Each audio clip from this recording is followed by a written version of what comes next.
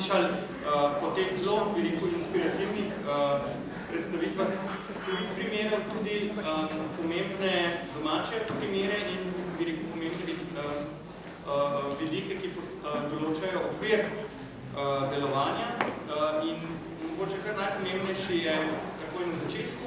Z nami je Urška Skok-Klima, ki bo govorila o javnem naročanju v lokalnih skupnostih. Magister Urška Skok-Klima je vodja sektorja za sistem javnega naročanja na direktoratu za javno naročanje pri Ministrstvu za javno upravo. Že 10 let se ukvarja, najmanj 10 let z javnimi naročili, nekaj let je vodila službo pristojno za javno naročilo na Ministrstvu za infrastrukturo, na Ministrstvu za pravosodje. Od januarja 2015 pa vodi sektor za sistem javnega naročanja. Je soavtorica zakona o javnem naročanju, zakona o pravnem varstvu v postopkih javnega naročanja in drugih člankov oziroma prispevkov v različnih zbornicah, na zborniki, predavanjih, konferencah. Prosim, da se nam pridruži. Pri predstavitvi pa bo sodelovala tudi predstavnica Gospodarske zbornice Slovenije, ki bo predstavila. Hvala. Tako pozdravljam še v mojem imenu, da me vsi da me slište. Vse zato gledam prevajalce. Javno naročanje v lokalnih skupnostih se v bistvu sliši precej enostavna tema, ampak nekako, ko sem se pripravljala na tole, sem ugotovila, da niti ni toliko enostavno. Predvsem zato, ker država z vidika javnega naročanja in tudi celotna Evropska unija stremi k temu, da ni lokalno, pa ne me zdaj narobe razumeti, ampak primarno pravilo je odprimo trge, pridobimo druge ponudnike, konkurenčnost oziroma dvig konkurenčnosti in najti neke teme, kjer se pa vse lokalno lahko najde, pa neke izjeme na nek način, v bistvu ni tako preprosto.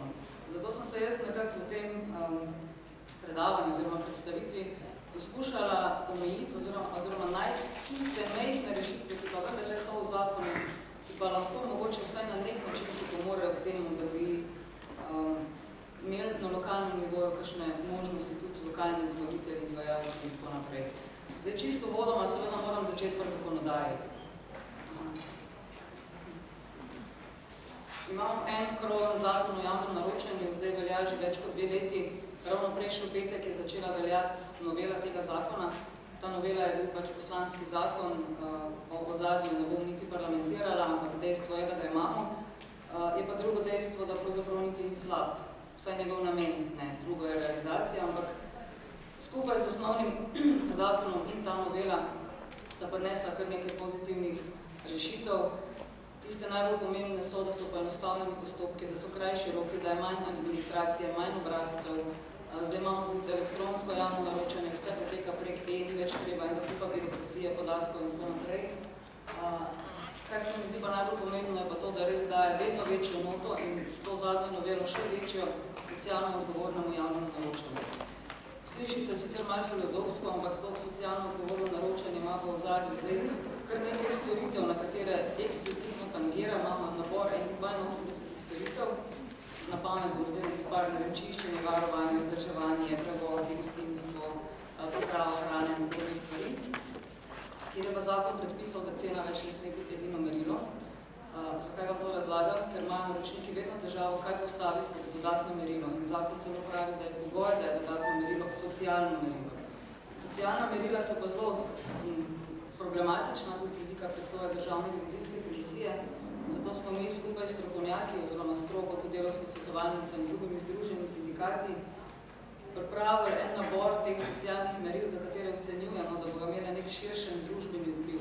In ta merila so mogoče primeroma, ne vem, družini prijazno podjetje, zaposlovanje mladih, zaposlovanje teže zaposljivih oseb in podobne stvari. Mogoče to zdaj razmišljate, kaj ima to veze z lokalnim, ampak na dolgi rok in do povezavi s tem, kar bom govorila o nadaljevanju, je to lahko informacija trgu, kaj pravzaprav v prihodnje bo država podpirala oziroma kaj bo imelo prednost pri javnem naročanju. Če grem na en drug sklop, kaj je še tisto, kar se na lokalnem nivoju zlasti na strani naročnikov pozablja in zakon daje možnosti. Mi opažamo, smo družba, ki ima več kot 3000 naročnikov, izredno razdrobljen javni. To vsaka občina, vsak zavod, vsak zdravstveni dom, vsaka bolnica, vsak, ne vem, dom za starejše izvaja postopke javnih naročil sam, pretežno. Nič narobe sicer lahko, ne? Ampak včasih je to lahko problem. Še posebej v tistih manjših zavodih, kjer se z javnim naročanjem ukvarja, ne vem, ena oseba, ki mora pokrivati še finance, pa kadre, pa ne vem, urnik ravnatla in še en kup drugih stvari, seveda ne more biti strokovnjak za javno naročanje, še posebej ne zdaj, ko se dogajajo spremembe praktično na mesečni ravni z vidika elektronskega naročanja. Vsak dan je nekaj novega. Poleg tega pa te osebe običajno se lotijo nekega postopka enkrat na nekaj let. Vmes se lahko zakonodaja spremeni. In to je težava. Zato mi zelo spodbujamo to, da bi se uporabljale druge možnosti, da bi se ti naročniki povezovali skupaj ali pa mogoče skupaj, zdaj zelo na pamet, ustanovili neko službo, ki bi skrbela za več teh naročnikov. Niti ni treba, da se povežeta dve bolnici ali pa dve šoli ali pa dve občini. Lahko se povežejo občina, šola, skratka vsi naročniki v neki občini, v nekem lokalnem okolju. Teh možnosti je seveda kar nekaj. Ne? Skupno javno naročanje vlade je eden od teh, kam se lahko vsakdo priključi. Priložnostno skupno javno naročanje je to, kar sem zdaj govorila. Neomejeno število naročnikov in ne glede na to, kakšen status ima naročnik, se lahko povežejo skupaj in skupaj izvajajo naročila. Lahko pa tudi en naročnik pooblasti drugega ali pa več naročnikov pooblasti enega in eden potem, ki je recimo potem bolj upelan na te stvari, izvajajo vse ostale. S tem, ko se povezujejo, seveda imajo tudi večji pregled nad trgom, lažje se oblikujejo tudi posamezni sklopi, do tega bomo še prišli. Skratka, cel proces je lahko, vsaj po moji oceni, precej bolj enostaven. Še ena možnost, ki jo daje zakon in se zelo, zelo redko uporablja, je strokovni dialog. Strokovni dialog je nekaj, česar se vsi bojijo, predvsem zato, ker se v Sloveniji že zelo bojimo tudi svoje lastne sence, ker vsako pogovarjanje takoj dobimo nazaj kot bumerang, da smo podkupljeni, da ne vem, da smo se vse dogovorili, ne, sploh na lokalnem nivoju, se veste, pa zdaj so volitve, ne. En kandidat za župana, drugemu kandidatu za župana očita, kaj vse se je dogovoril tam nekje v neki vaški gostini. In seveda se potem uslužbenci na tem lokalnem nivoju bojijo pogovarjati s katerim ponudnikom. Strokovni dialog je ravno temu namenjen. To je pravzaprav osnova javnega naročanja, preden se sploh gre v postopek in tista kapitalna napaka, ki se običajno dogaja pri naročnikih, da grejo v postopke javnega naročanja, ne glede na za katero stvar in ne preverijo trge. Ne vejo, kaj trg ponuja.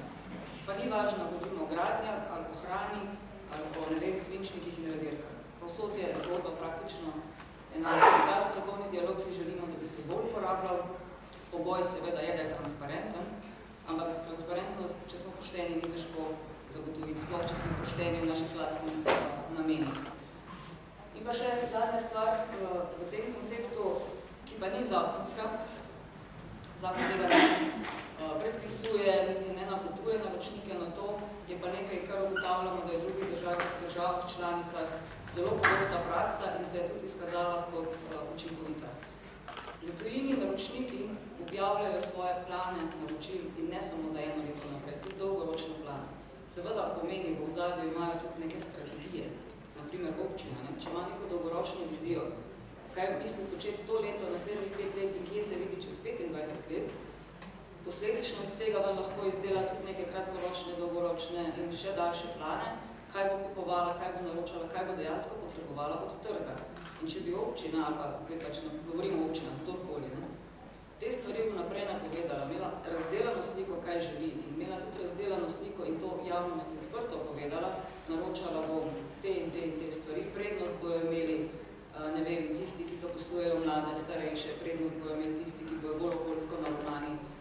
Zelo zdaj se zmišljujem, ker je neomejeno število možnosti. Ne. Bi se trg temu odzval, ali pa bi se vsaj poskušal odzvati, danes pa naročniki ne vejo, kaj bi radi naslednje leto, trg pa pravzaprav tudi pojma nima, kaj lahko pričakuje v svojem lastnem lokalnem okolju, oziroma tudi kar na območju države. Vse tudi država je ista, ne, če čisto pogledamo z vidika najvišjega vrha, ne, tudi država ne objavlja svojih planov, gradenj, no in tako naprej. Mogoče nekateri, ampak ni pa to generalno pravilo. Omenila bi še pridržana naročila in pa potem še posebne druge socialne storitve. Pridržana naročila predvsem zato, ker se naročniki tega ne poslužujejo, imajo možnost, da ko grejo neko naročilo, to naročilo pridržijo za invalidska podjetja, za poslužbene centre in pa socialna podjetja. Socialna podjetja so precej popularna v zadnjem času. Seveda, spet je predpogoj to, kar sem prej govorila, treba je povedati, če za tisto, kar naročamo na trgu, sploh obstajajo ponudniki s takim statusom in če obstajajo, se lahko naročilo pridrži za taka podjetja, kar pomeni, da se konkurenca ustvarja samo med temi podjetji. Neko podjetje, ki ne spada v katero od teh kategorij, ne more sodelovati. Teoretično lahko sodeluje, ampak ne more, ne sme biti izbrano. In če bi naročniki na lokalnem nivoju dobro poznajo, zdaj lokalno ni nujno občina, lahko je to, ne vem, regija, lahko je to Slovenija, kakorkoli. Če bi poznali, kaj imajo na svojih območjih, bi lahko verjetno kakšno javno naročilo oddali tudi na način, da bi bilo pridržano in bi lahko sodelovala taka podjetja. Še ena možnost, na katero mogoče nismo prav veliko pozorni, socialne in druge posebne storitve, to je res sicer en malo ožji nabor določenih storitev, kulturne, zdravstvene, socialne, izobraževanja, cateringi, ne vem, priprava obrokov, postava hrane in podobne stvari, kar je mogoče aktualno za kakšne zavode, mogoče kakšno šolo, vrtec, če nima lastne kuhne, mogoče za dome za ostarele in kaj podobnega. Tukaj so mejne vrednosti izjemno visoke, 750 000 evrov brez davka na letni ravni, kar pomeni, da če naročate katero od takih storitev in je letna mejna vrednost pod tem, kar običajno je, redki so prek tega, govorimo praktično o evidenčnih naročilih in pomeni po drugi strani praktično ni pravil, razen tista pravila, ki se sami kot naročniki predpišemo. In to, da ni pravil, pomeni, seveda, moramo biti gospodarni in transparentni, vse da se razume. Pomeni, da povabimo tiste, ki jih imamo tam v okolju in z njimi ustvarjamo neko konkurenco. Naj med tistimi, ki jih imamo, zmaga najboljši, ali kako zmagamo še vedno nek lokalni. To sem pa že uvodoma rekla, to zdaj sicer govorimo o nekaterih možnostih, ki so in se ne izkoriščajo, ampak praviloma, pa če je vrednost na 20 000 evrov, žal je treba pač izvajati postopke javnega naročanja. Če nič od tega, kar sem prej razlagala, ni možno uporabiti, smo seveda pri izvajanju javnih naročil. Tukaj imamo dve zgodbi, bom rekla. Eno zgodbo bomo predstavljali, oziroma mi bo pomagala predstaviti potem kolegica Katarina Jevšijak iz Gospodarske zbornice Slovenije, do tja še pridemo. Govorimo o katalogu živil. Katalog živil je med drugim pripomoček tudi za izločene sklope. In ta prvi del zgodbe, o katerem zdaj želim govoriti, so pa kratke dobavne verige. To verjetno zdaj sicer že precej splošno znamo. Kratke dobavne verige pomeni izločene sklope. Naročnik lahko javno naročilo razdeli na 5 sklopov, izračuna ocenjeno vrednost za celoto in če upošteva pogoje, ki so v zakonu, to pa je, da je vrednost vsakega izločenega sklopa maksimum 80 000 evrov, kar ni malo, če smo iskreni. Skupna vrednost vseh teh izločenih sklopov ne sme preseči 20% vrednosti celote in te izločene sklope naročnik odda kot evidenčno naročilo. Spet smo pri tem, da ima naročniki možnost posamezne sklope oddaje brez da uporabljajo postopek javnega naročanja, kar pomeni, lahko izbirajo lokalne. In ves čas govorimo o kratkih dobavnih verigah pri javnem naročanju živil. Pri hrani se je to že precej uveljavilo. Pozabljamo pa, da imamo to možnost pri vsakem javnem naročanju blaga in pri vsakem javnem naročanju storitev. Kar sem jaz gledala, zdaj prav, ko sem šla nečkaj na brzino, par dni nazaj, prav zaradi današnjega namena pogledati, koliko se uporabljajo izločeni sklopi pri ostalem blagu ali ostalih storitvah, nisem zaznala. Je res, da nisem šla prebirati vseh 6000 naročil, ne mogoče, ampak tega ni. Blago niso samo živila. Blago so tudi pisarniški material, sanitetni material, pripomočki za v šolo, razno razni. Niti ne poznamo vsega, kar obstaja. Računa IT, ne vem, oprema. Vse, kar pravzaprav predstavlja nek material, ki se ga naroča, je možno del izločiti po kratkih verigah. Mi temu rečemo kratke verige, oziroma po teh izločenih sklopih. Enako za storitve. Vzdrževanje, intervencijsko vzdrževanje, nujno vzdrževanje, to je vse za vzdrževanje. Če lahko po kratkih verigah ločimo nabavo mesa pa nabavo ekološkega mesa, zakaj ne bi mogli po kratkih verigah imeti redno vzdrževanje in intervencijsko vzdrževanje? Ne vem, imamo razne arhitekturne in inženirske storitve, ko se, ne vem, gradi nekaj večjega v nekem lokalnem območju. Mi ves čas razlagamo, da je treba vse arhitekturne in inženirske storitve smatrati kot celoto z vidika izračuna ocenjene vrednosti. Ampak to ne pomeni, da se ne more po teh pravilih določene storitve izvzeti kot izločen sklop. Zdaj, izločen sklop, pa spet ne preveriti trga, je lahko zelo dvorezen meč. Vi lahko imate recimo v nekem lokalnem okolju odlične geodete, pa boste izločen sklop naredili za arhitekte. Seveda ne boste dobili, če ni tam teh arhitektov. Je treba pač pomisliti. Mogoče se vam daj po številkah sicer ne bo izšlo, ampak se mi zdi pomembno, da to povemo, da veste, da ta možnost obstaja in da takrat, ko imate neko tako javno naročilo, pretehtate, preštejete številke, razdelite, zmnožite in vidite, ali lahko kaj naredite tudi na samem lokalnem območju. Ker pa je res največ tega na javnem naročanju živil in predvsem zaradi tega, bom kar na tole prišla, ker sem tole že povedala, je bilo tudi največ težav pri teh oblikovanju javnih naročil za živila in tega tudi dejansko največ na lokalnem nivoju, vrtci, šole, bolnice, zdravstveni domovi in podobni, oziroma domovi za ostarele, to naročajo in so ves čas imeli težave, kako to oblikovati. Tako kot kolegi na gospodarski zbornici radi povedo, ves čas smo vsi skupaj, vključno mi in vi, pa ne mislim vas osebno, ampak obe strani, ponudniki in naročniki, samo jamrali. Nihče pa ni pravzaprav naredil enega pametnega koraka v pravo smer. Ves čas govorim, kjerkoli imam priložnost, kapo dol in same pohvale za to, da se je gospodarska zbornica lotila tega zadeve, ker če je pa kaj uporabno pri pomoček pri javnem naročanju, je pa tole. Jaz mislim, da bi v zgledu tega kataloga živil morali narediti podobne stvari še na drugih področjih. Ker pa jaz nisem avtor tega kataloga, daleč od tega, kar pa absolutno popolnoma podpiram, pa ne samo jaz, ampak tudi Ministrstvo za javno upravo, bi prosila kolegico Katarino, ki je v bistvu avtorica tega in če kdo, vam lahko ona pove pravzaprav čisto vse o tem, pa jih bom za ta čas predala na tako. Hvala. Na začetku bi rada poudarila, da, kot smo danes že večkrat slišali, izhajamo vedno iz problemov in tudi sama sem bila na začetku svoje poti javni zavod, uporabnik naročnik in sem izhajala svojih problemov. Zato sem imela možnost na novem delovnem mestu izhajati iz teh težav in povezati težave naročnikov na drugi strani ponudnikov. To je tudi eden prvih projektov, kjer smo skupaj sodelovali z Kmetijsko-gozdarsko zbornico, Zadružno zvezo, v bistvu povezujemo kmetijska podjetja, živilsko industrijo, kmetije, zadruge, to se pravi vse ponudnike živil na našem trgu, da nekje na enem mestu zberemo informacije za javne zavode, da imajo potem javni zavodi možnost hitrega komuniciranja z lokalno ponudbo in pridobiti ponudbe za, kot smo prej slišali, izločene sklope in hkrati tudi v tej aplikaciji lahko celotno javno naročilo za živila zelo hitro in pravilno tudi izvedejo.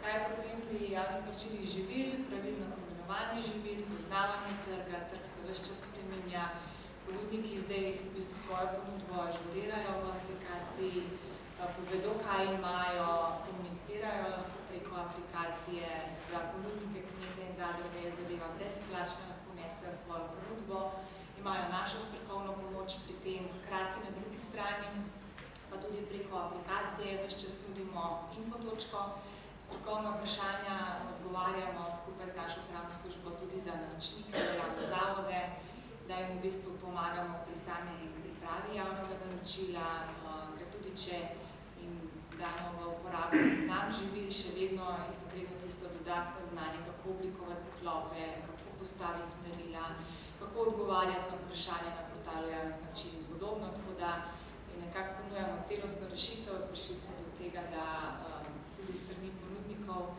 je potreben ta dodaten korak, da se potem zadeve sreča in se zadeva tudi odrazi v samih javnih naročilih in na trgu.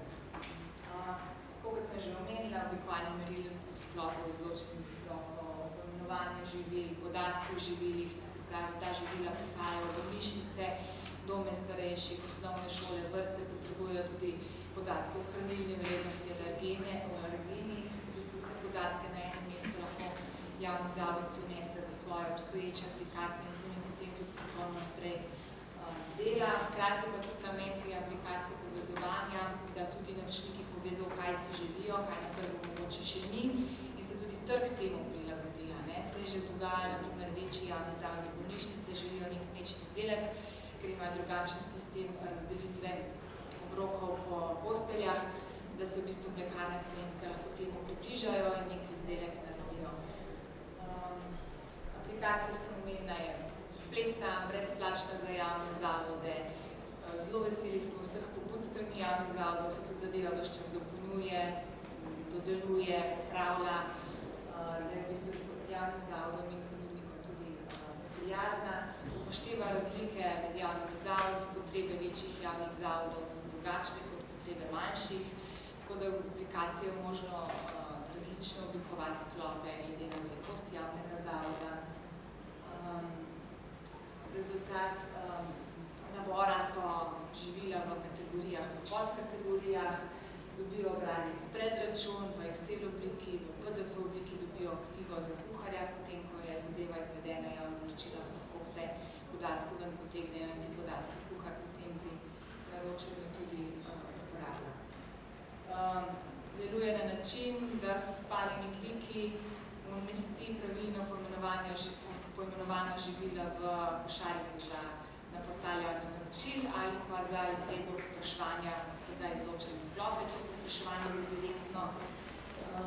gre direktno ponudniku na mail in ponudnik samo na ta mail odgovori, tako da dobi zelo hiter odziv javni zavod, ker velikokrat se dogaja, da javni zavodi zaradi pomanjkanja časa gredo prepozno v pripravo javnega naročila in potem mu zmanjka časa za analizo trga.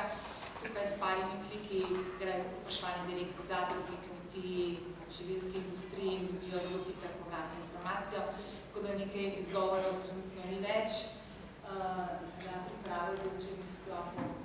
Hitrco takole zadeva zgleda, živila so formirana v kategorije, podkategorije in vsako živilo ima na koncu tudi gumbek in se ta gumbek stisne, zadeva leti po hierarhiji naprej v košarico in rezultat tega je tudi obrazec predračun, v katerem so že umeščene formule, ne potrebuje javni zavod niti več sam oblikovati in zadeva sama drži, sešteva in je možno jo direktno uporabljati za portal javnih naročil. Potem se lahko poprašuje tudi po izdelkih regijsko, lahko se išče po kategoriji živila, naprimer mleko, mlečni izdelki, lahko se išče po podkategoriji mleko, lahko se išče izdelke po samem artiklu mleko, pasterizirano liter in tako naprej, tako da zadeva res enostavna, pregledna. Zato, da je za uporabnika enostavna, za izres ni bila enostavna, smo se kar veliko časa ukvarjali z IT strokovnjaki, da so razumeli naše potrebe, ker niso poznali problematike. Tako da na koncu smo zadevo tudi preden smo jo dali v distribucijo vsem javnim zavodom testirali na določenih javnih zavodih in ko smo videli, da je zadeva jasna javnim zavodom in na drugi strani tudi uporabnikom, smo jo lahko potem dali v uporabo vsem javnim zavodom. Tako gledati, preden se košarica zaključi, avtomatsko formiran mail dobi za izločene sklope ponudnik. To se pravi, tudi maila ne potrebuje naročnika oblikovati, ampak gre sestavljeno sporočilo že v njegovem imenu direktno ponudniku na mail in ponudniki poznajo logotip, tako da takoj odreagirajo, za kaj se gre. Kot smo danes že slišali, direkten kontakt zelo pomemben, tako da mi smo veliko kontaktirali direktno s ponudniki, ne gre to po telefonu, ne gre to po mailu. Tudi ponudniki želijo videti, čeprav je brezplačno za njih, v kaj vstopajo, jim je potrebno aplikacijo pokazati, da vejo, zakaj podatke pripravljajo. Tako da zdaj v obdobju enega leta, odkar smo začeli s tem projektom, imamo trenutno preko 100 kmetij v katalogu, 12 zadrug in preko 60 podjetij. Zadeva še ni tako obsežna, kot si želimo, delamo na tem, da bomo dobili več ponudnikov, ampak kot sem rekla, person to person, osebni kontakt, pomoč pri pripravi baze, tako da zadeva ni z danes na jutro, ampak že zdaj je zelo uporabna in kar veliko javnih zavodov je že preko tega izvedlo javno naročilo in se tudi vidijo rezultati na portalu javnih naročil. Potem imamo seveda Google Map, lahko iščejo tudi po zemljevidu, več variant je, več relacij, kakor uporabnik ustreza. To je z moje strani.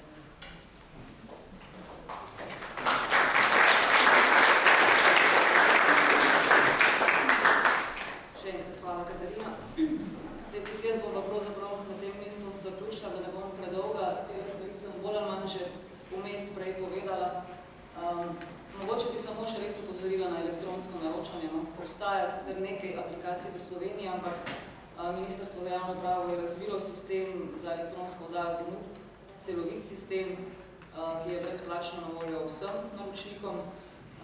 Predvsem je pa to pomembno tudi za ponudnike, ker lahko na dokaj preprost način oddajajo ponudbo. Res praktično, vem, sestaviti ponudbo ni toliko enostavno, ampak vsaj sama oddaja pa res ni več zapletena, popolnajo se dokumenti in piše se zaenkrat še z digitalnim certifikatom. Razmišljamo v prihodnosti tudi o tem, da bomo šli stran od tega certifikata. Dva razloga sta za to. Eno so pač tuja podjetja, govorim zdaj sicer o tudi večjih naročilih, ne na lokalnem nivoju. Drug razlog so pa ravno to, ker imamo precejšnje težave, kako pripeljati na društva, kako pripeljati na kmete oziroma osebe, ki upravljajo dopolnilne dejavnosti in podobno. In tam so ti certifikati lahko ovira, namesto da bi javno naročenje dejansko bilo priložnost. In čisto za konec, če bi sam želela reči, da veliko možnosti nam daje naša zakonodaja in ne ovira nas to, kako se mi oviramo sami, ampak uspešni smo lahko samo takrat, ko sodelujejo vse strani in to se je pokazalo pri tem katalogu živil, da samo sodelovanjem trga in države, če večkrat poenostavim, se lahko zgodba premakne, dokler smo vsak na svoji strani in ne, radi rečemo kofijakarski konj v eno smer, takrat pa pač rezultati niso taki, kot bi si jih želeli. Hvala lepa za poslušanje in hvala tudi za povabilo z moje strani, da to bilo vse.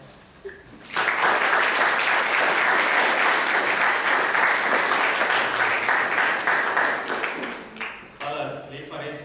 Mislim, da je bil to pomemben input, kako se reče, pač pomembna informacija za mnoge, tudi tiste, ki nismo neposredno zavezanci za javno naročanje, da mogoče kdaj delimo kakšne informacije z njimi.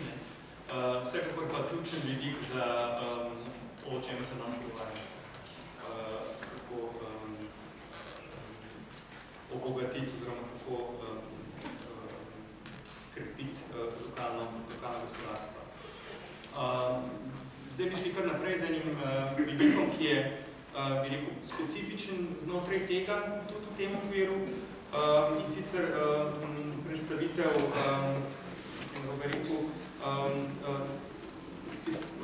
sistema, oziroma levels razvoja skupnega orodja za ocenjevanje trajnosti. Z nami je Tanja Mencin, ki je arhitektka zaposlena z leta 96 na Ministrstvu za okolje in prostor. Zadnjih 5 let pa se intenzivno njeno delovno področje nanaša predvsem na pripravo tehničnih predpisov in okviru tega je ena ključnih področij tudi spodbujanje in razvoj trajnostnega gradnja. Prosim za predstavitev.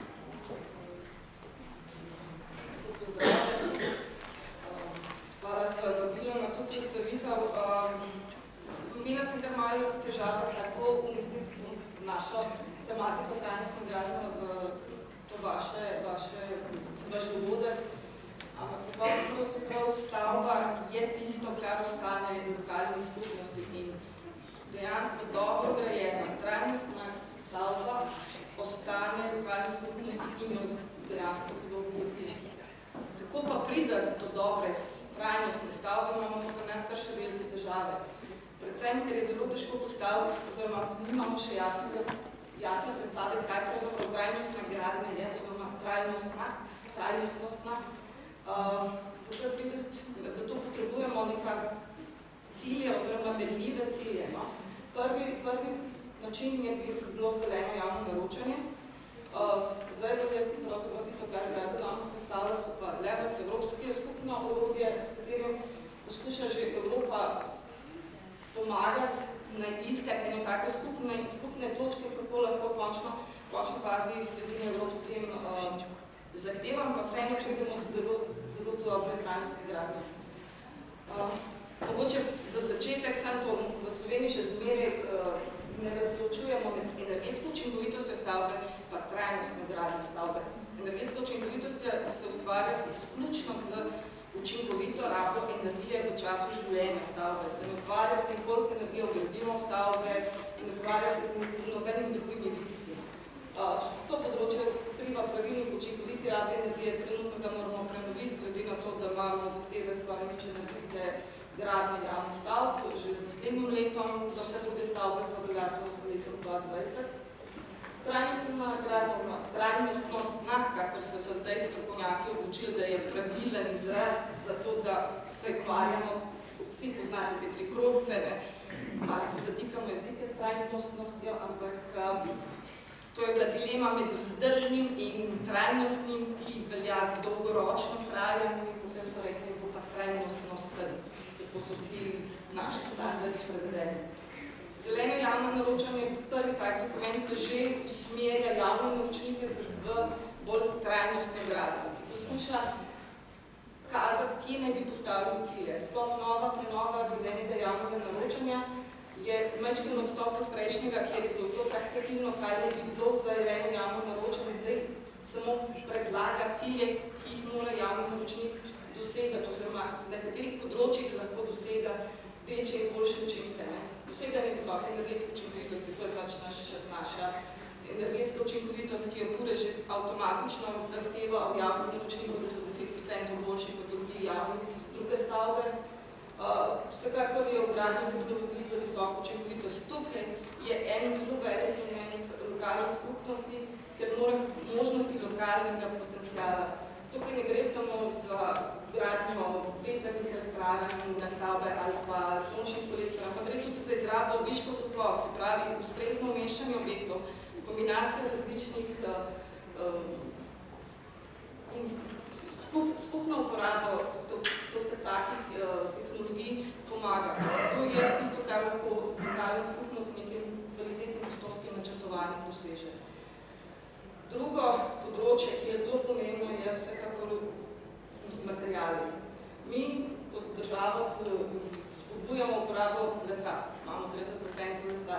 Sicer se z uporabo izkazuje, da tukaj imamo kar še velike težave. Načelno je, da se bo spodbudila nova proizvodnja lesnih proizvodov, kako gre. Vsekakor je treba razmišljati še o drugih vidikih in to je vgradnja materialov iz recikliranega materiala. To je tisti drugi vidik, ker vemo, da so surovine zdaj en drugi vidik, ki ga moramo vsekakor paziti. Pomanjkanje surovin je eno ključnih problemov naslednjega stoletja.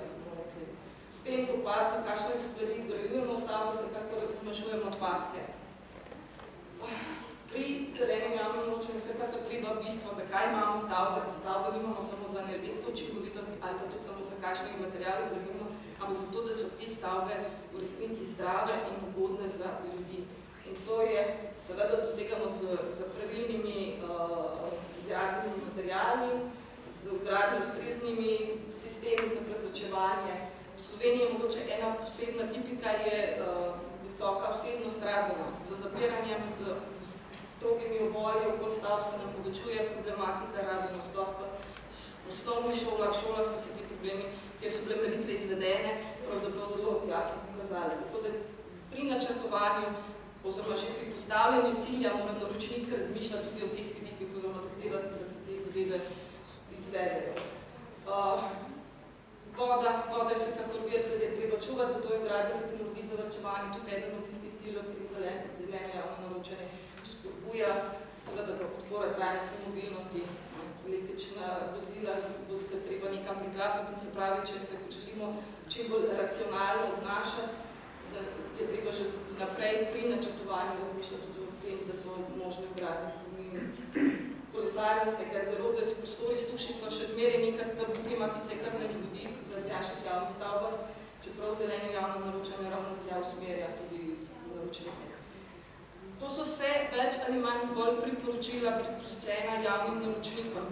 Nimajo resnih orodij ali pa meril, s kako bi potem javni naročniki to tudi preverili ali so to dobili. Zato je zeleno javno naročanje že uvedlo možnost uporabe različnih certifikacijskih sistemov, kot da ga nabrija, to so zelo uveljavljeni sistemi, so pa to sistemi, ki so zelo tržni. Delali smo raziskave in DGNB recimo je zelo primerljiv za našo zakonodajo, ima uporabe podobne ali enake standarde, projektantov ni treba velikega odstopanja. Žal pa gre za sistem, ki je relativno drag.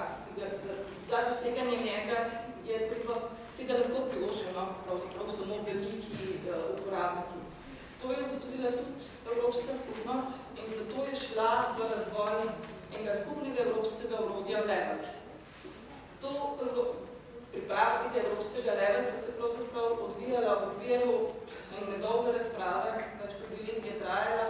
V njej so sodelovali različne inštitucije, ravno ustvarjalci tudi DGNB-jev, BRIAM-ov in LID-ov, teh certifikacijskih sistem, tako da je zadeva skrčena na minimalno nabor kriterijev, ki pa še vseeno jasno lahko pokažejo, kaj je naša trajnostna gradnja. Evropska skupnost je to zadevo zdaj v lastnem letu predstavila, gre še za beto verzijo, ki je pač na razpolago javnim naročnikom oziroma kateremkoli uporabniku, kateremkoli graditelju, ki bi želel in je v pilotni fazi enega leta. V tem času poskuša ugotoviti tudi sama svoje napake oziroma usmeritve. Ves čas ponavlja, da gre samo za orodje, za skupno orodje, nikakor ne za konkurenca certifikacijskih schem. Evropa s tem orodjem ne želi postavljati meje država, kako trajnostna mora biti neka stavba v neki državi. To si bomo morali vse države same postavljati. Ključno sporočilo, ki ga hoče Evropska komisija s tem orodjem dati, pa je predvsem, da želi spodbuditi čim širšo gradnjo, trajnostno gradnjo. Z nekim enostavnim orodjem želi spodbuditi, da se bo večkrat razmišljalo pri gradnji o vseh teh vidikih, ne samo o energetski učinkovitosti. To je v bistvu ključna schema Levelsov. Levelsi so se osredotočili na 3 ključne okoljske vidike in 3 še dodatno, ravno te 3 dodatno so pošli pravzaprav zaradi te široke razprave z javnostjo. Prvi je seveda emisije toplogrednih plinov oziroma raba energije stavb. Tukaj ni več ozko usmerjeno zgolj na energijo v času rabe stavbe. Tukaj gre tudi za energijo, ki se jo vgradi v stavbo. Se pravi, koliko energije smo porabili za to, da smo nek gradbeni proizvod ustvarili in ga potem še prepeljali do stavba in ga vgradili v stavbo. Smisel je tega ravno zato, da s tem vidikom bi se spodbudili, da se uporablja surovine, ki za svojo proizvodno rabijo manj energije in surovine, ki so bližje tam, kamor se vgrajujejo, da se ne vozijo surovine iz, ne vem, sicer rečemo les iz Nemčije, ki ga prepeljamo, najprej iz naših gozdov peljamo v Nemčijo ali do Avstrije in ga predelamo, ga potem peljamo po cesti do nas. To energijo treba ušteti noter. Naslednji je seveda učinkovita raba virov. To je vidik, ki ga zdaj ne smemo več pozabiti. Surovine so končne in za surovine je treba upoštevati, da so stavbe postajajo banka surovin. Ampak tukaj ne gre samo katere surovine bomo gradili, gre tudi, kako jih ugradimo v stavbe. Začeti treba razmišljati, da se ne lepijo na ta način, da jih potem ne morate razstaviti na razred. Surovine morajo biti, se pravi, tukaj gre razmisliti tukaj ne samo na strani proizvajalcev, kakšne surovine delajo, ampak tudi na strani projektantov, kako bodo sestavili te gradbene proizvode, da se lahko v času življenja stavbe zamenjujejo, da se podaljšuje s tem življenjska doba stavbe in da na koncu, ko je stavba končala svoj življenjski cikl, da se te elementi lahko posamezno odločijo in se vrnejo nazaj v svoj krog surovin. Naslednjo je seveda učinkovita raba vodnih virov, voda je ključen vir življenja. Tukaj je mišljeno samo za zadrževanje padavinske vode in za zalivanje. Veliko govora je o uporabi sive vode, se pravi ponovna raba vode. Mi pa tukaj gre za čisto osnovno učinkovito rabo vode. Kako projektanti naredijo stavbo, da ni treba toliko očistiti, da ustavljamo za njo, preden gre v stavbo. To so lahko popolnoma enostavni ukrepi, ki ne zahtevajo velikih tehnoloških naprav novih, ampak gre samo za to, da so stavbe pravilno sprojektirane. Te prvi 3 cilji so seveda vsi sledijo evropskim okoljskim zahtevam. Drugi trije so pa pravzaprav zdravi udobni prostori, to je tisto, kar je osnova vsake stavbe. Brez tega ne more biti. Trenutno se je komisija v tem primeru odločila samo za dva vidika, in to je toplotno okolje in pa kvaliteta zraka. Nekje zelo, bom rekla, v želji po nadaljnjem razvoju pa sta vsekakor še dnevna svetloba, ki jo kar naprej še zanemarjamo, in pa akustika, zvočno okolje v prostoru. Zdaj, ena nova tematika, ki se vsi s njo srečujemo, je prilagajanje odpornost na podnebne spremembe. Tukaj je sicer še zelo veliko nejasnosti, kar je vse odvisno od scenarijev.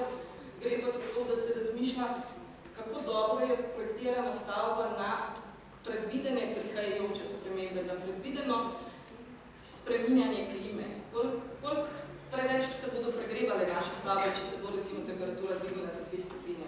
Koliko bi bilo treba drugače sprojektirati stavbo, da bi bila bolj prilagojena? Zadnja je tista ključna, ki uravnoteža vse ostale cilje. To so stroški in vrednost stavbe.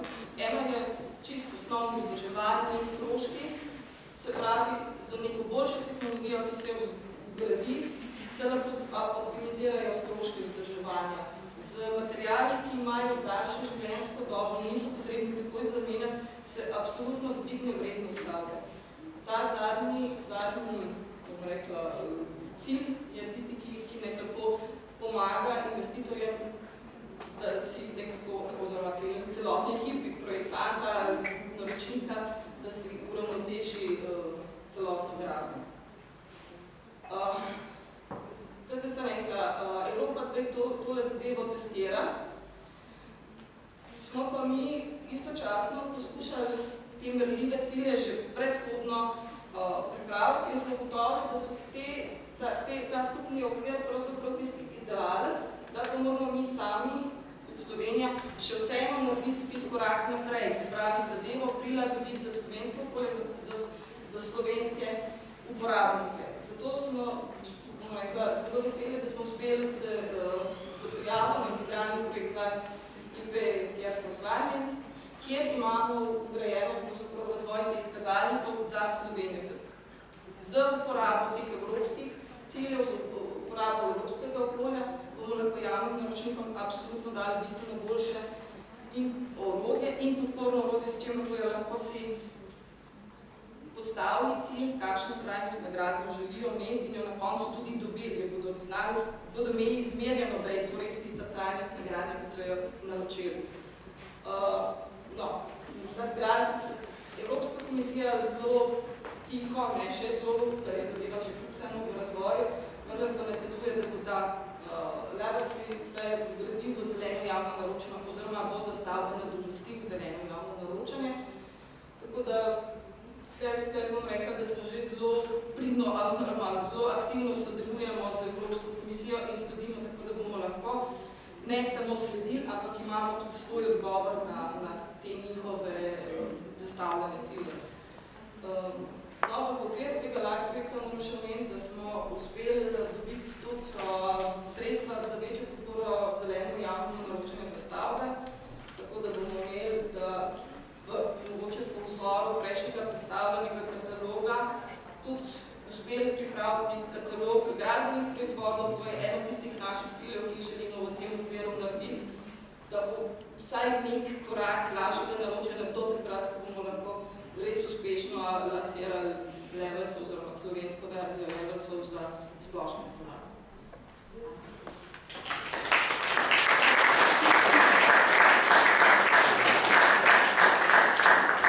Hvala. Nisem prej omenil, vprašanja bodo na koncu celotne sekcije, tako da zdaj ne bi odpiral, zato da gremo hitreje naprej, ampak bodo pa možna tudi prejšnja govorka, Uška Sportlima je sporočila, ki je sicer morala iti, ker je šla na videokonferenco, je rekla, da vsekakor bo sprejela vprašanja ali po mailu, ali pa si jih zapišemo in bo na njih pismo. Zdaj pa bi šel še na en primer, oziroma gremo naprej na naslednjo predstavitev. z mestne občine Velenje je z nami Špela Šelika, ki bo predstavila en mogoče malo drugačen vidik tega lokalnega, spodbujanja lokalnega gospodarstva, tokrat pri zasnovi in izvedbi sistema izposoje koles Bici. Hvala lepa. A me tudi vidite? Upam, da me slišim. Ja, glede na res odlične prezentacije mojih predhodnikov, ki se odločila, bom danes pa si drugače predavala razvoj in vzpostavitev sistema v Velenju, ker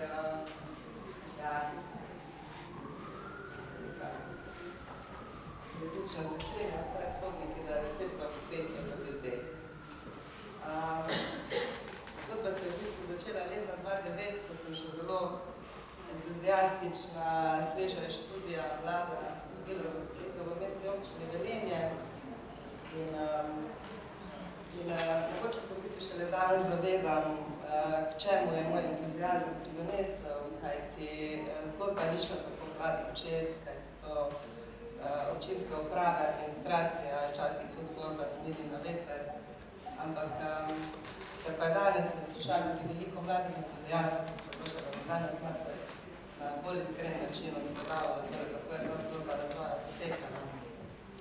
Bom rekla, da menim, da je katalizator takih uspešnih zgodb sigurno EU sredstva in EU programi, pa ne govorim to zato, ker je gospod Miklavčič danes med nami, ali ga ni, še pozdrav.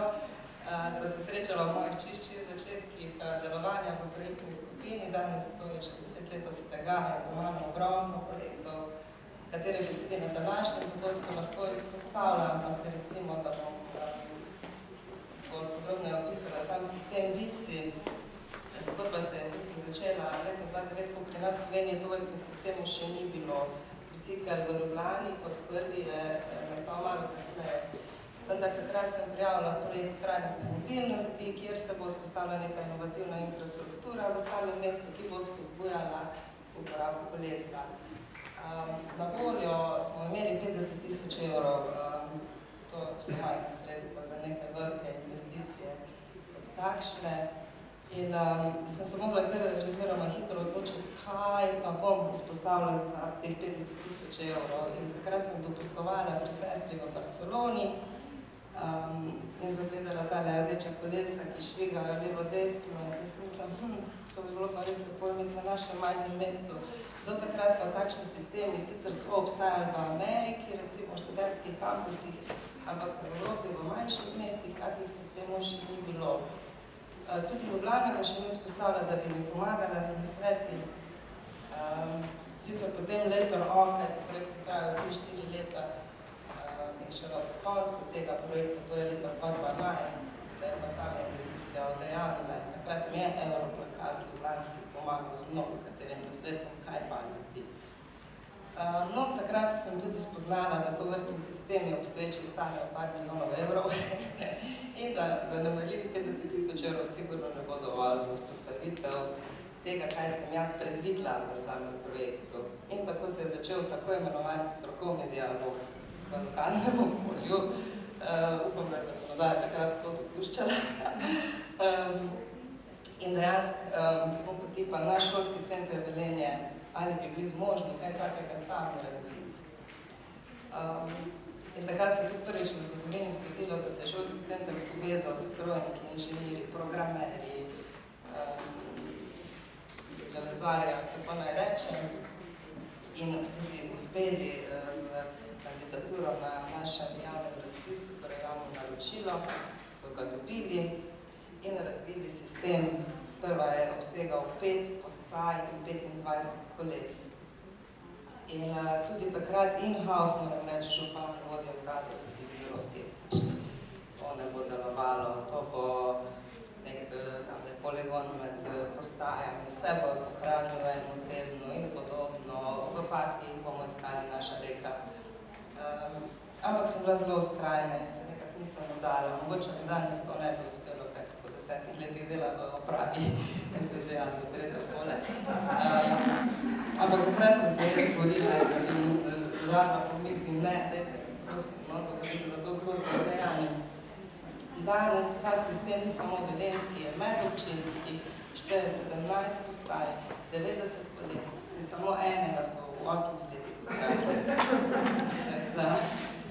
In pa ne samo to, da je sam sistem odličen za tako majhna mesta kot je Velenje, ampak smo s tem tudi prinesli novo tržno nišo. Šolski center se sedaj prijavlja na razpise mnogo katere slovenske občine in je tudi uspešen. Ne mine teden, da me ne kliče kako občina za pomoč pri sami vzpostavitvi ali celo, da me kličejo iz tujih držav, ali Irska in podobno. In še zaško sem z Irci bila na vezi, ko ga okilke njim vzpostavljajo. Sem jih vprašala, pa kje za vraga vi dobite moj kontakt? Pa je rekel, Evropska kolesarska federacija nam ga je dala. Ne morem vedeti, se pravi, mogoče se mi lokalno niti nismo zavedali, kaj smo ustvarjali. In tudi z vabilom na današnji dogodek, tak mi resnično šteje v čas. Tudi jaz v bistvu še počasi začenjam zavedati, ampak resnično smo ustvarili en lokalni produkt, na katerega smo lahko zelo, zelo ponosni. In verjamem, danes bi mnogo katera je videl, da ga porežemo, pa da damo enega kitajskega v Velenje, ki bo odlično smeral. Ampak, tako da bi tudi mogoče vas vse povabila v našo mesto Velenje z temi prezentacijami, ki resnično spremenjajo način razmišljanja in je to, mislim, da nov pravi vej, ja, dati ljudem mesta. Tako da bo verjetno uporabljal kako idejo za prijave na EU programe, ker je to res odlični način. Vse čestitke tudi sogovornici iz Nizozemske.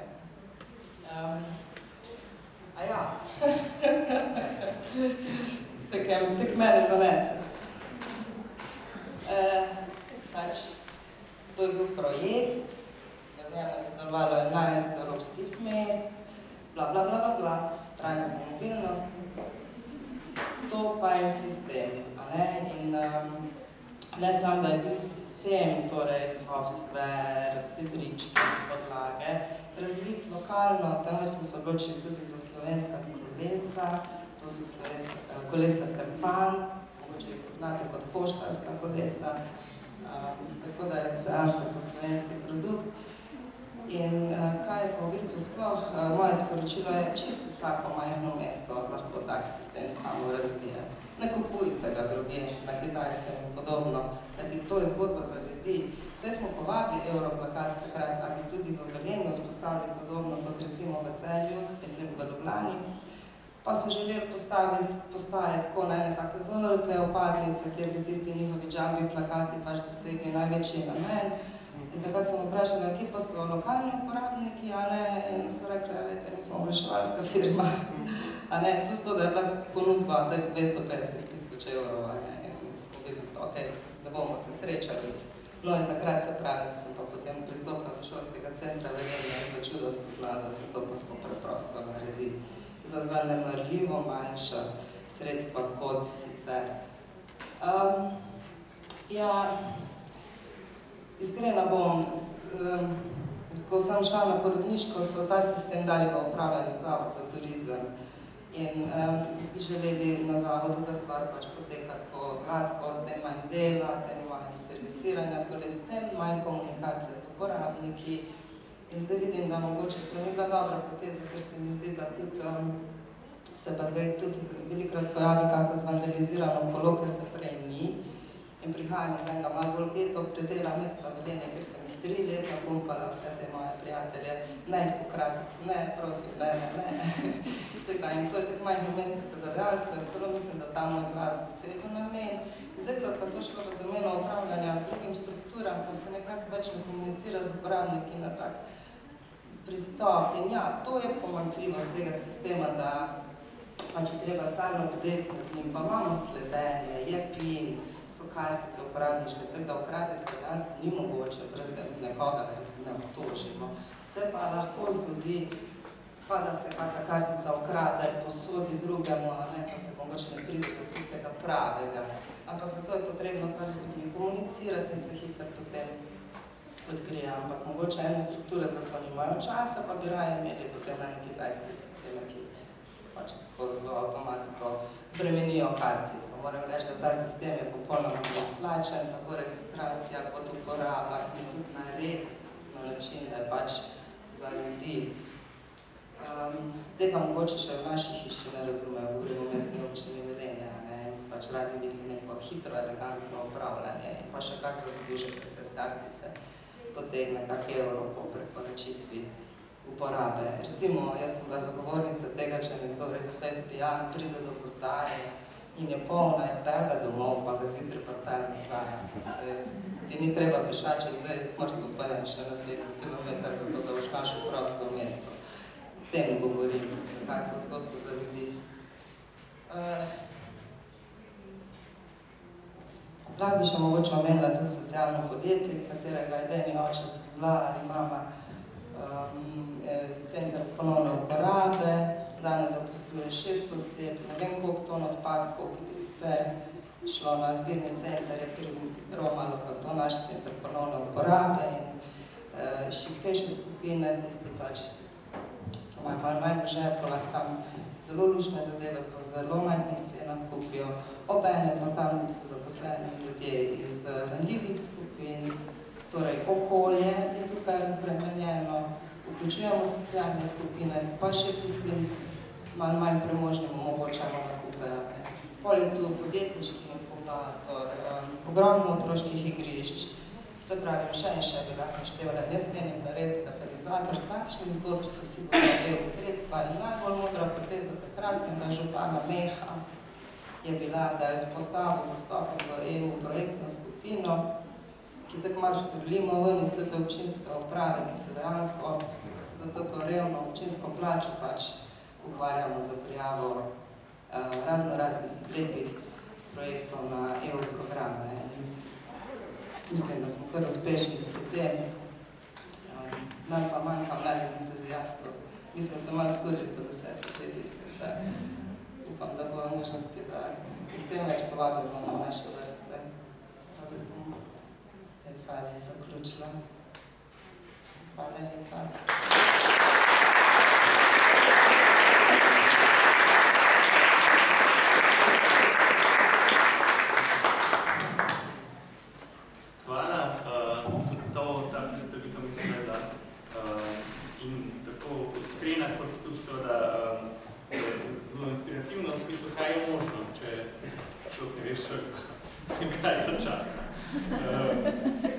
Zdaj je najprej mogoče čas še za vprašanje. Vse tri zdajšnje predstavitve tokratne.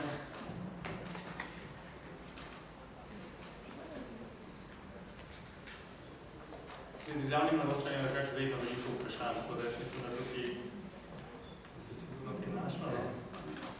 Pa res, da težko neposredno odgovorili. Jaz bi mogoče vprašala vas. Mislite to mrežo še širiti po drugih mestih, da bi bil vaš model lahko še v drugih mestih, ne sam na Koroškem, mogoče še na Gorenjskem? Šolski center je, mislim, da uspel s kandidaturo na to vrstne razpise, mislim, že v 5 slovenskih občinah, da jim se zdaj tudi prijavlja, kjerkoli je možnost, da mislim, da ga vzpostavi že v Ravnah na Koroškem, Kočevje, pa da ne bom kaj napak rekla, ker mislim, dok se znanja na Barjanski ga trži, prodaja oziroma nudi tudi drugim občinam. In zdaj Slovenija je razpisala ogromno sredstev v mestom za vzpostavitev takšnih automatiziranih sistemov in šolski center je eden izmed slovenskih ponudnikov, ki se prijavlja na razpise v upanju za drugi posel. Imate kakšen kontakt? Imamo vse. Ko se povezujejo, ponudniki in ponudek bo prišla. Še kakšno vprašanje?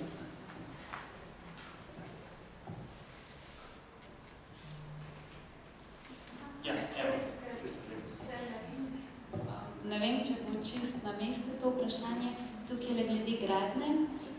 Mene pa fest zanima to, če se kaj dela na tem, da se bi spodbuja, ne da so nove gradnje, ampak da se dejansko predeluje stvari, ki razpadajo. Ker recimo, ko gledamo v Kranju, se dela nove soseske tam, kjer je narava, medtem ko imamo ogromno enih res velikih kompleksov, ko bi se jih lahko preuredili v uporabne zadeve. Pa ponavadi pa pol pride do problematike lastništva, seveda, ne. Mislim, da je to zelo tak kompleksen problem. Seveda se vsebila na teh področjih. V bistvu že samo prostorsko načrtovanje usmerja v obstoječ postavitev, ne nove gradnje. Tukaj je en tisti vidik, kjer se ne širi pozidava kjerkoli. To je en prvi del. Mislim, da tudi vse ta trajnostne gradnje vedno poudarja, da je prenova pred novimi gradnjami.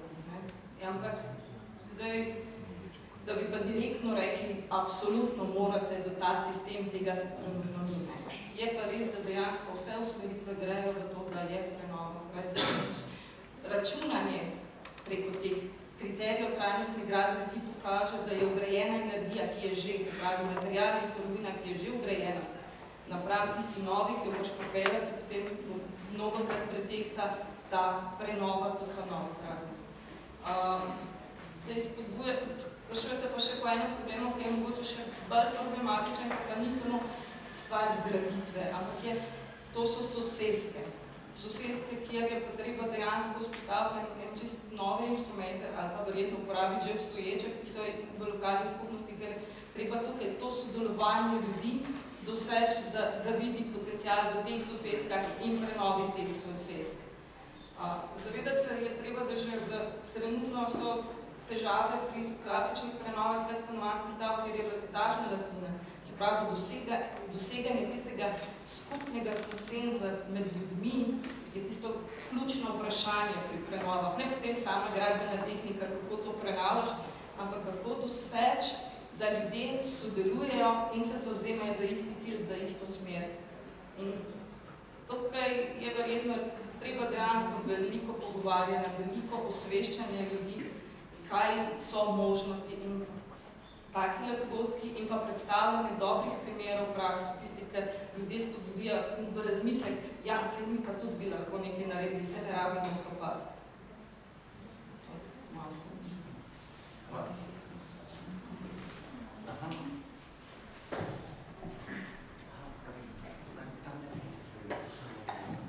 Živo. Jaz imam vprašanje najbolj za javno naročanje, ampak je v resnici povezano tudi s sistemom izposoje koles. Kočevje, kar ga gradimo, tega njihovega.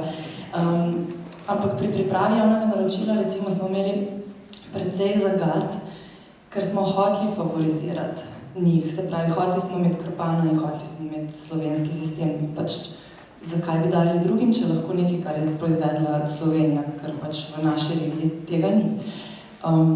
In ko smo pripravljali sodelovka merila na javno naročilo, smo se večkrat ustrašili, da merila, ki jih vključujemo, da bodo lahko ta merila razlog, da nas bodo morebitni ponudniki zakačili oziroma šli v revizijo oziroma zahtevali ponovitev postopka, ker so merila subjektivna oziroma ne dopuščajo popolne odprtega trga, kako bi rekla. Pač, se pravi, da niso fair merila, ker se ne morejo vsi enakopravno prijaviti. Obstaja kakšen nabor teh meril, da lahko pač naročnik reče, ok, to pa je objektivno, to pa si nismo mi pač zmislili, zdaj hočemo imeti recimo nekoga iz Velenja ali pa hočemo imeti nekoga iz Slovenije, hočemo imeti produkt Slovenije, hočemo imeti produkt Evropske unije. Nismo si upali tega napisati. A obstaja kakšen, ne vem, karkoli, na kaj se lahko preš, da veš, da si varen. Čeprav sem sicer mnenja, da bi recimo občina ali pa zavod moral imeti določeno svobodo, da si pač se odloči, glejte, mi hočemo imeti pač to, zakaj ne smemo imeti tega, če mislimo, da je to za nas kraj najbolj primerno. Mi poznamo to. Pa menim, da bi tukaj znala mogoče biti bolj kakovostno govoriti. Predhodnica je pripravljala, mislim, ki je imela predstavitev vezano na pravila javnega naročanja. Relija, ne, jaz se soočam z istimi težavami pri vsaki nadgradnji.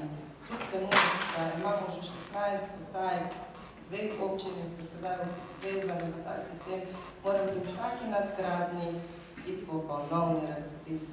In se takole tresem, kaj pa, če bo nekdo sedmi, ali vršil not.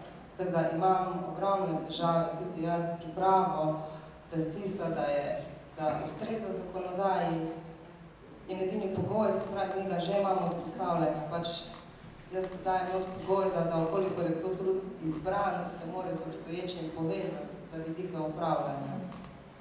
In to je bojda ok, ampak pri novo gradnji, se pravi čisto novo, pa je to, verjamem, da zalogaj in ne znam kaj, veliko rizikov.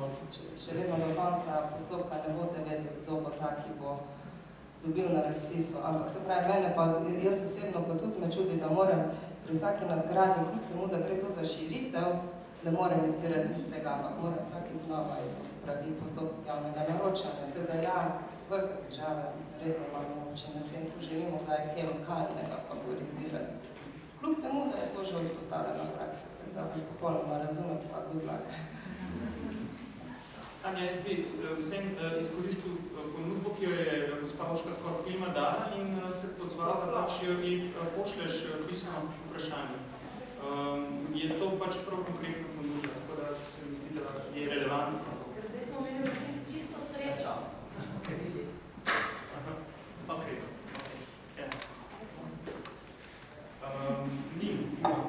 Just on that last question, it's quite clear that the European procurement law works against the local provider, and you probably know that the UK are planning on leaving the European Union. And, one of the very small positives of that is that obviously the UK can then write its own procurement law, which allows it to favour the local and the more social provider. But the question I was going to ask was to everyone really. I loved the presentation of Urška and the policy around procurement and the great example of the food website. That seems very excellent understanding of that supply chain.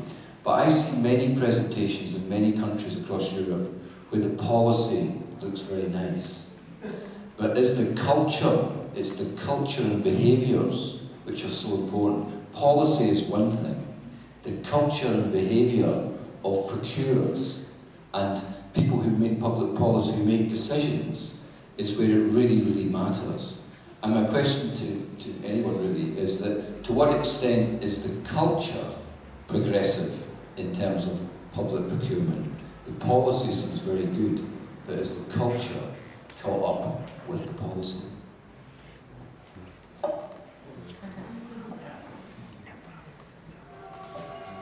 Kdo se je odzval? Ali smo pravzaprav že skozi kontekst odgovorili na nek način?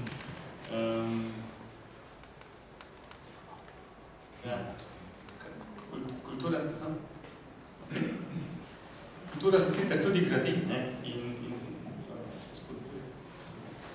Culture. Yesterday I don't know what happened. There was this blast of events throughout the Diana. The screenshot took probably 30 seconds to save, let alone scrolling by the application, which does its reading on its own. And the culture keyword just popped out while speaking about cryptocurrencies. And somebody came by and spit on the ground. I don't know why. It's a place where smoking marijuana is legal. And that has something to do with it. But the thing I wanted to ask was, because well, many pot smokers, they have like, some cultural values which were derived from a lot of philosophical thought and so on. So my question would go maybe to, I'm touching to France right now, the bicycle topic and procurement of foods. So the question, I'm touching of course Britain.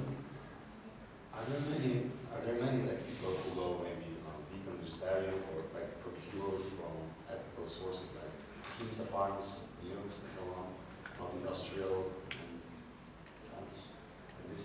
And does this like is there a filter? Can I go to vegan.catalog.cz and do the legislative which is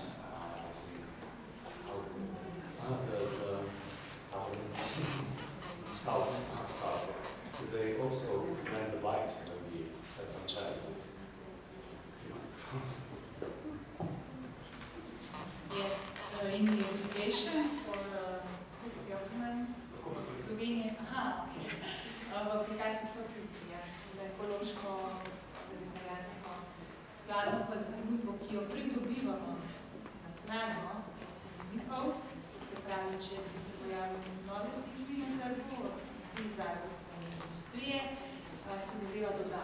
Se pravi, mi katero dopolnjujemo skladno s ponudbo, ki jo dobimo. Se pravi, ekološki sklopi živila so že kar bogata, tudi potem tudi naprej, da so vegetarijanski izdelki. Tako da v bistvu ponudba v Sloveniji je zelo pestra, mi jo odkrivamo.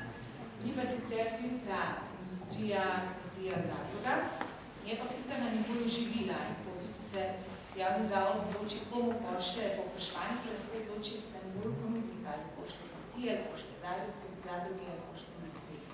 Se v bistvu sam javni zavod odloči. Javno naročilo je pa javno, objavljeno se portalu javnih naročil, in to javno naročilo se vsak ponudnik sam odloči, kako se prijavi, ali se bo prijavilo ne. In tukaj je ključ za lokalno dobavo živil, oblikovanje sklopa. Javni zavodi v bistvu potrebujejo pomoč pri oblikovanju sklopa. Če želi javni zavod več lokalne hrane, ne more v isti sklop dati jabolk in banan. Ne more temu primerno več sklopa oblikovati, če želi dobiti lokalnega ponudnika z jabolkom. Če bo vključil v sklop stane še banane, pa ne more računati na to, da se lahko prijavljati zadruge. In tukaj je ključ. Kako je gospod vprašal, kakšen je interes naših zaposlenih v javnih naročilih, v javnih zavodih za pripravo takšnih javnih naročil. To je oseben entuziazem. To so ljudje, ki so pripravljeni več delati, kar je namenjeno in niso plače stimulativne. In ljudje, ki imajo širši pogled, si želijo lokalno hrano za svoje sodelovance, za svoje otroke in ni vse, kar gre javni denar, ti ljudje vlečajo zgodbo naprej in ti ljudje se predstavljajo kot dobre primere prakse in vedno več javnih zavodov je, ki sledijo temu gibanju. Zadeva se je v parih letih kar konkretno spremenila in tudi tisti ljudje, ki še niso tam, so posredno prisiljeni s to neko javno pobudo, da sledijo temu. Tukaj so potem tudi župani, da kar nekaj zavez občinskih je bilo sprejetih, da šole, vrtci na nivoju občine imajo neko strategijo dolgoročno, da želijo več lokalne ponudbe, ki se tudi lokalna ponudba prilagodi, kmetije sledijo, sejo, namensko pridelke, pobirajo prav za šole. To je v bistvu tisti cilj. Tudi mi kot industrija si želimo večje samoskrbne industrije, tudi mlekarne slovenske si želijo še več mleka, da ni potrebno to kupovati. Tudi meso, mesna industrija si želi slovensko svinjsko meso, na primer, pa ga je primorana uvažati, ker je samoskrba padla. Tako da tudi industrija temu sledi in trend je, in tudi industrija si želi lokalno ponuditi vse surovine. Nam kot potrošnikom in javnega. Se pravi, če sem prav razumela vprašanje, ali skauti uporabljajo kolesa, zaradi zelo stroge zakonodaje varstva osebnih podatkov, veroizpovedi sigurno pri sami registraciji ne zahtevamo, samo ime priimek, pa davčna številka, sta edina dva podatka, oziroma trije, ki jih pobiramo, kajti čim bi jih več, bi že kršil zakon o varstvu javnih osebnih podatkov, ali bilo vprašanje za legalizacijo, če sem.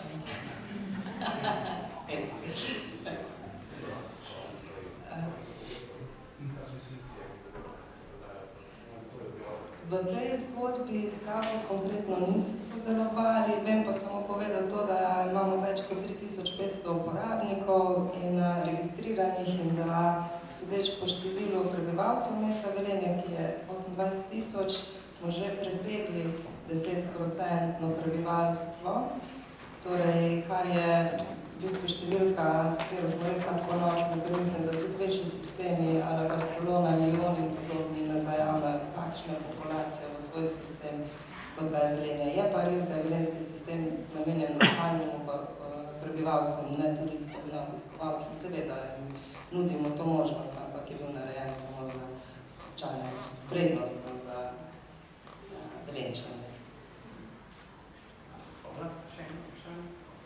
Samo da se predstavim, jaz sem Goran Živec, Jaz bi rad z vami podelil eno zelo pametno izkušnjo glede kriterija za lokalno nabavo, katero smo se mi naučili lokalna akcijska skupina Krasnega Vrhina na študijski turi na Sardiniji.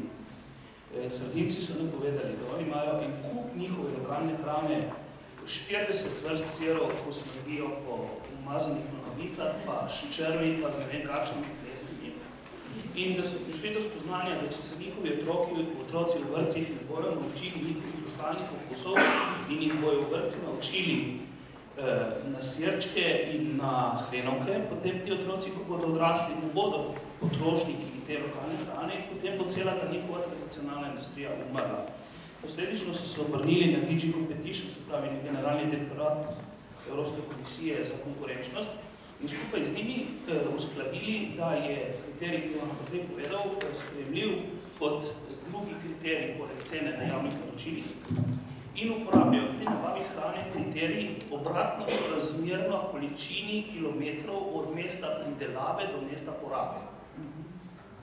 Se pravi, je povsem objektiven, je točno izmerljiv za vse tiste surovine, ki imajo sledljivost po evropskem sistemu, se tak kriterij da uporabiti in se da uporabiti zelo verjetno tudi pri nas, mi sicer pri nas še nismo stresili, ker smo to informacijo dobili nedolgo tega, vendar je en tak kriterij, da mu je zelo težko oporekati. Po domači to pomeni, da na Sardiniji lokalni kmet, ki stanuje oziroma ki prideluje hrano nekaj kilometrov od vrtca, ima lahko tudi 4-krat večjo ceno za isti izdelek, vendar glede na to, da je zraven in ni 500 km stran, v skupnem seštevku kriterijev še zmeraj lahko dobi javno naročilo. Samo to, hvala. To je kar pomemben vidik za kakršnokoli lokalno naročanje. Hvala za to. Še kakšno vprašanje, ali vas vendarle posilo že imamo? Čakaj. Sej bo še prilika za razpravo tudi v drugem delu, no? Še po zadnjem sklopu. Tako da potem vas pa res zdaj povabim na posilo in nadaljujemo čez slabo uro, no? Vas bomo malo pozvali.